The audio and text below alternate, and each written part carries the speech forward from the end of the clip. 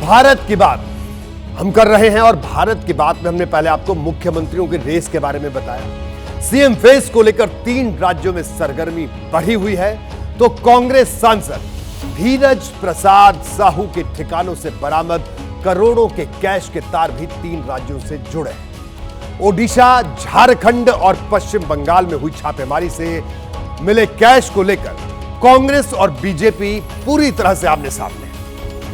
धीरज प्रसाद साहू के ओडिशा, झारखंड और पश्चिम बंगाल के ठिकाने इनकम टैक्स ने यहां पर छापा मारा। ओडिशा के बोलांगीर, संबलपुर और झारखंड के रांची और लोहरदगा में तलाशी चल रही है।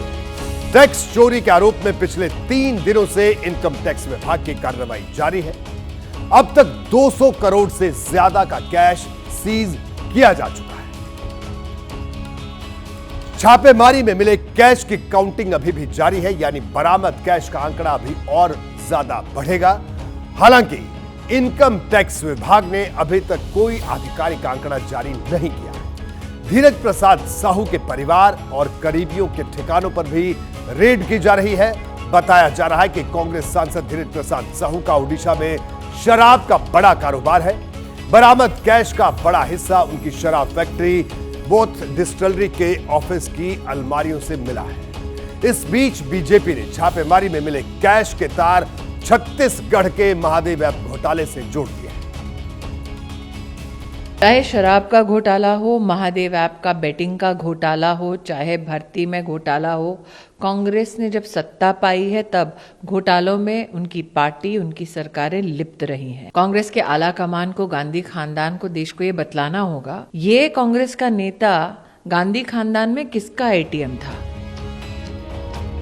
देखिए, कांग्रेस सांसद धीरज प्रसाद साहू के ठिकानों से करोड़ों की बरामदगी पर बीजेपी ने चौतरफा वार शुरू कर दिए हैं। बीजेपी सांसद निशिकांत दुबे ने एक कदम आगे बढ़कर बरामद कैश से छत्तीसगढ़ के पूर्व मुख्यमंत्री भूपेश बघेल और झारखंड में कांग्रेस के गठबंधन वाली हेमंत सोरेन सरकार का नाम भी जोड़ दिया है। 220 करोड़ से ज्यादा अभी तक काउंटिंग हो चुकी है। मेरा यह मानना है कि छत्तीसगढ़ के जो तत्कालीन मुख्यमंत्री थे वो, और जो झारखंड में लीकर घोटाला चल रहा है, इसके तार उससे जुड़े हुए हैं।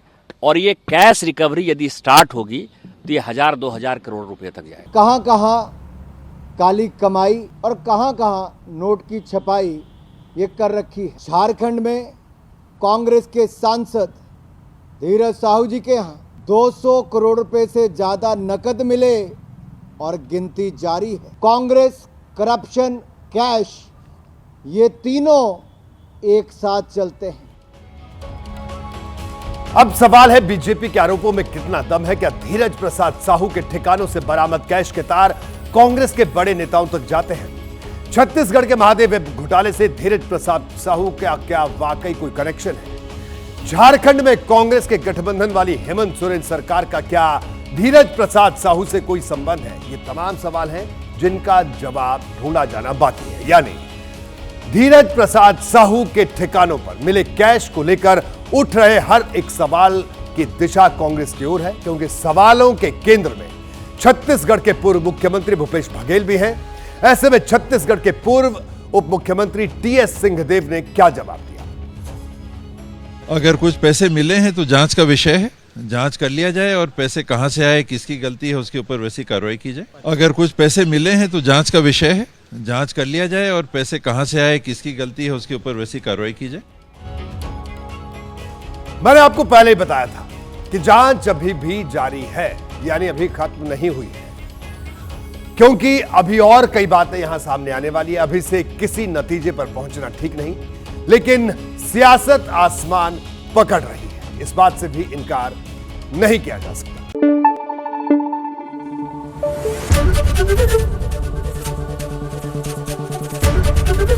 एबीपी न्यूज आपको रखे आगे।